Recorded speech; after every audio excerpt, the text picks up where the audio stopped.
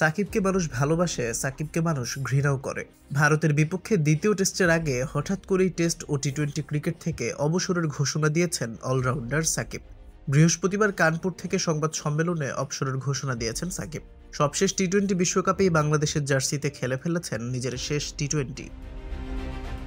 সাকিব আল হাসান বাংলাদেশের সর্বকালের সেরা ক্রিকেটার, এটা নিয়ে কারো কোনো সন্দেহ নেই। খেলার মাঠের বিশ্বজোড়া খ্যাতি পেয়েছেন তিনি। 2014 সালের 7 ডিসেম্বর টি-20 অলরাউন্ডারদের র্যাঙ্কিংয়ে প্রথম শীর্ষে ওঠেন সাকিব। আন্তর্জাতিক টি-20তেও সাকিবের মতো দীর্ঘ ক্যারিয়ার আর কারো নেই। 17 বছর 209 দিনের এই ক্যারিয়ার যেন আনন্দ বেদনারই গল্প। দেশের হয়ে একই সঙ্গে 3টি সংস্করণ খেলার চাপ নিয়ে এই সংক্ষিপ্ত সংস্করণে দীর্ঘতম ক্যারিয়ার করেছেন সাকিব।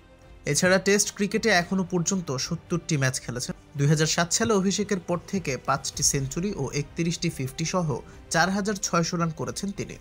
বল হাতে শিকার করেছেন 242টি উইকেট। এর মধ্যে ফাইফার পেয়েছেন 19 বার ও ম্যাচে 10 উইকেট নিয়েছেন 2 বার। আন্তর্জাতিক টি-20তে 129 ম্যাচ খেলে নিজের ঝুলিতে যোগ করেছেন 2551 রান ও 149টি উইকেট। সাফল্য, খ্যাতি ও অর্থবিত্ত সবই ধরা দিয়েছে সাকিবের কাছে।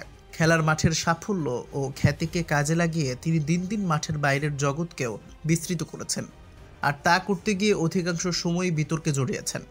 ফলে মাঠ ও মাঠের বাইরে সবসময় আলোচিত সমালোচিত একটি নামও হলো সাকিব আল হাসান। ম্যাচ ফিক্সিংয়ের প্রস্তাব গোপন করা, পুলিশ হত্যার আসামির জুয়েলারি শোরুম উদ্বোধন কিংবা অনলাইন বেটিং সাইটের বিজ্ঞাপনে পণ্যদূত হওয়ার জন্য চুক্তি করার মতো অপরাধের সঙ্গে নিজেকে জড়িয়েছেন আরও আগে থেকেই। সেই সাথে পুঁজিবাজারে শেয়ার কারসাজির দায়ে তাকে 50 লক্ষ টাকা জরিমানা করেছে Bangladesh securities and exchange commission. এছাড়া খেলার মাঠে আর মাঠের বাইরে দর্শকদের গায়ে হাত তোলা আর আম্পায়ারদের সাথে খারাপ আচরণ তো ছিলই। 2010 সাল পরবর্তী সময়ে ব্যবসা জগতে পা রাখেন সাকিব আল হাসান। বিভিন্ন খাতে একের পর এক বিনিয়োগ করেছেন তিনি। রেস্টুরেন্ট ব্যবসায় বিনিয়োগের মাধ্যমে ব্যবসায়ী হিসেবে হাতে খড়ি সাকিব আল হাসানের। এরপর দ্রুতই নিজের ব্যবসা বিস্তৃত করেছেন তিনি। দেশের বাইরে যুক্তরাষ্ট্র, সৌদি আরব সহ বিভিন্ন দেশে বড় অঙ্কের বিনিয়োগ করেছেন তিনি, কিন্তু ব্যাটে বলে হতে তার সাফল্য ব্যবসায় ধরা দেয়নি। গত বছর পুলিশ হত্যার পলাতক আসামি রবিউল ইসলাম ওরফে আরাফ খানের মালিকানাধীন জুয়েলারি প্রতিষ্ঠানে উদ্বোধনী অনুষ্ঠানে যোগ দিতে দুবাই গিয়েছিলেন সাকিব আল হাসান।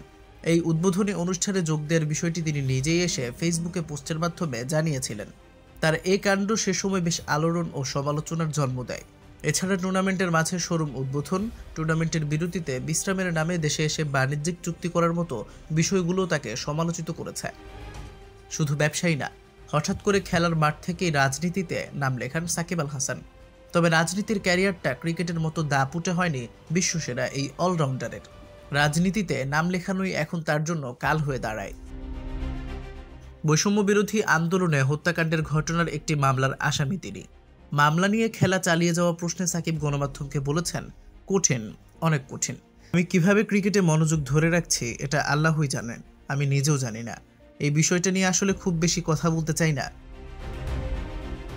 তবে টেস্ট আর টি-20 থেকে অবসরের ঘোষণা দিলেও ওয়ানডেতে খেলা চালিয়ে যাবেন তিনি। আসন্ন চ্যাম্পিয়ন্স ট্রফি খেলে 3 ফরম্যাট থেকেই অবসরে যাবেন সাকিব। আগামী অক্টোবরে 2টি টেস্ট খেলতে ঢাকায় আসবে দক্ষিণ আফ্রিকা। এই সিরিজ দিয়ে টেস্ট ক্রিকেটে ইতি টানার ইচ্ছা প্রকাশ করেছেন তিনি।